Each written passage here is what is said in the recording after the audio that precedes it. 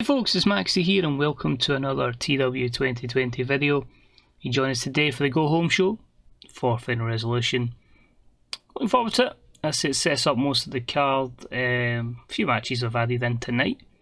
But I think it is really a top pay-per-view that really can deliver. And hopefully we can end the year on a high. So without further ado, let's crack on. Let's have a look at the show before we get ready to reveal the match card for the pay-per-view at the end of it. Let's do it. So straight off the bat, we confirm we have a sold out Venice Community Centre. 1,000 fans in attendance, that's brilliant, that's good to know. Compared to where we were a couple of months ago, it's superb. FTR cut a promo, they're hyping the upcoming matchup with Jeff and Matt Hardy. They basically say what's interesting, it's been week after week after week, Matt Hardy is still never wrestled. How do they know he's going to be 100%?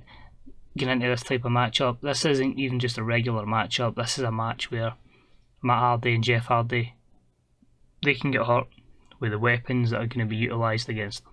So they say they're brave for still taking up this matchup, and they feel they're going to destroy Jeff and Matt Hardy and end them for good. So a 60 for that opening segment.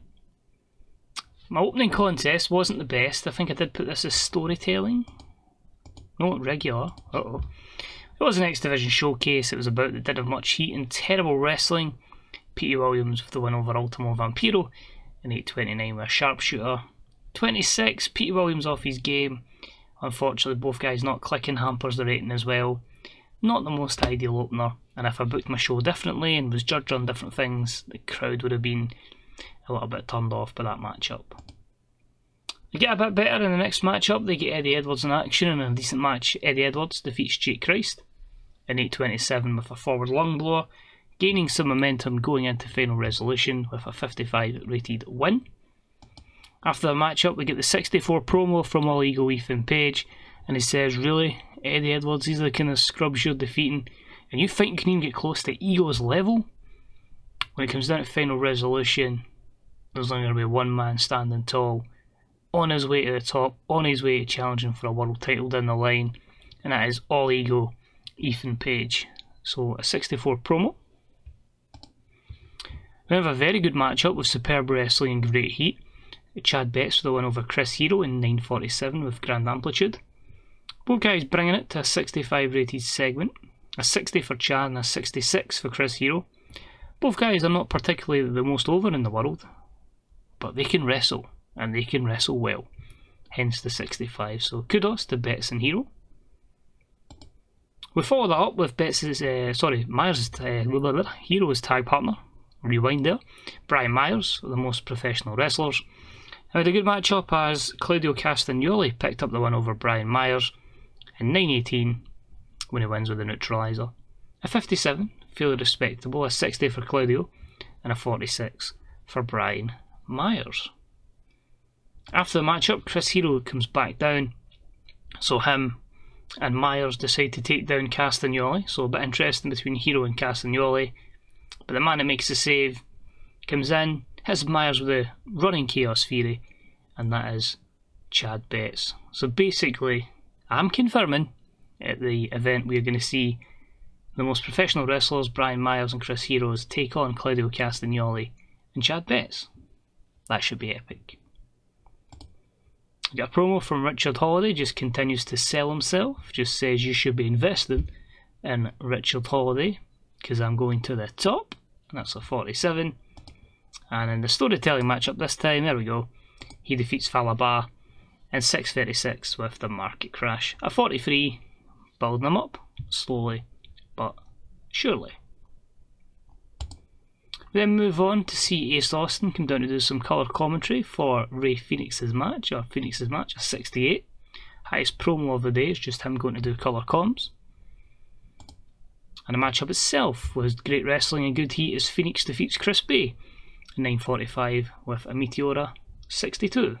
A 67 for Phoenix, a 53 for Chris Bay. It was really just to give Phoenix a really difficult matchup before the event. He doesn't even get a chance to celebrate before out from the commentary booth comes Ace Austin, grabbing that title belt that was obviously with the timekeeper, I suppose it would be, over there, and yeah, knocks him down, takes him out, stands above him with the championship, and that's 61. But we're not making that the end of the show. We then have a promo from Ronda Rousey. She's about to take on Rosemary. She says this will be one of her more tougher challenges before she faces Jordynne Grace. But she's confident she can deal with the demon assassin, and she's comfortable she'll win here. That promo was a 52 matchup, and that's why it main evented. I had a feeling Rosemary would have the skills to carry Ronda with her lack of psychology. So about that, had superb wrestling and great heat. Ronda Rousey defeats Rosemary in 18:02 by submission with an armbar. 68, 51 from Rosemary, a 76 from Ronda Rousey. She's unbeatable, she's untouchable, but Jordynne Grace gets the last laugh. She runs in, she attacks her, she's the babyface, but she needs any advantage she can take to Ronda. She gets a wee cheap shot in, gets her finisher, the fall from Grace, and she gets the hell out of there. And that's a 64 to end the show. So Ronda came across well, big spotlight for Jordynne Grace, and we finished the show at 64, which is fantastic. More than happy to have Ronda and Rosemary in that main event picture, and with the ratings they've delivered there, they deserve it. So overall show was a 64. Increase her pop in all 28 regions. Production values probably stopped it from being about 66. Matches you're going to see at the event. Well, we'll hit finish show, because I want to just actually make sure I've not made an arse of the pay-per-view. No? What if it's not final? I think it is Final Resolution. I'd be very surprised if it wasn't.